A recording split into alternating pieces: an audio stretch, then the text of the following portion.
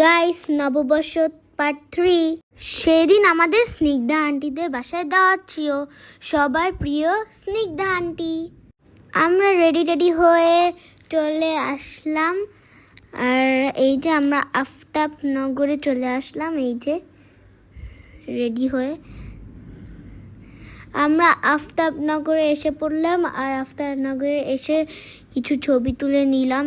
এই যে আন্টির বাসা এই আফতাবনগরেই, আর এটা হলো রুহি। আমরা দুজন একটু ছবি তুলে নিলাম। আর তারপর আমরা চলে আসলাম আন্টির বাসায়। এসেই আমরা লাঞ্চ করে নিলাম। মজার খাবার ছিল। এখানে রোস্ট ছিল, তারপর বেগুন ছিল, তারপর ইলিশ মাছ ভাজা ছিল, গরুর মাংস ছিল, চিংড়ি মাছ ছিল, ডিম ভুনা ছিল, অনেক আইটেম ছিল। আর এই সব আইটেমগুলো অনেক মজা ছিল। আমরা সবাই অনেক মজা করে খেয়েছি। আম্মু বাবা খুব খুশি হয়েছে আন্টির আন্তরিকতায়, সাথে আমরাও খুশি হয়েছি।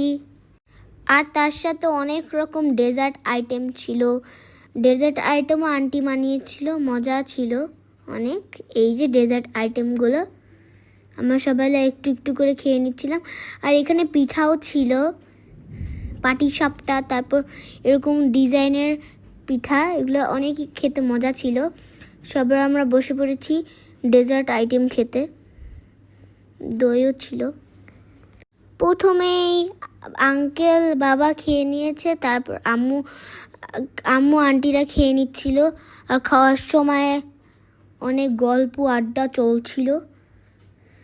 আর আমরাও খেয়ে নিয়েছিলাম। আর এই যে সবাই বসে গল্প করছে, খাচ্ছে। তারপর সবাইরা ছবি তুলে নিচ্ছিল। বাসাটা অনেক সুন্দর ডেকোরেটেড, খুব সুন্দর ছিল। বাসার ফ্রন্টটা অনেক সুন্দর ছিল। ছবি তুলেছি। আর তারপর আমি চলে আসছি মার বাসায়, মানে খালামণির বাসায়। এসে আমরা পিৎজা পার্টি করলাম। মানে 3টা পিৎজা অর্ডার করা হয়েছিল, একটা বিফ, একটা চিকেন, একটা সসেজের। খুব মজা ছিল। এই যে মা কালকে ইন্ডিয়া থেকে এসেছিল।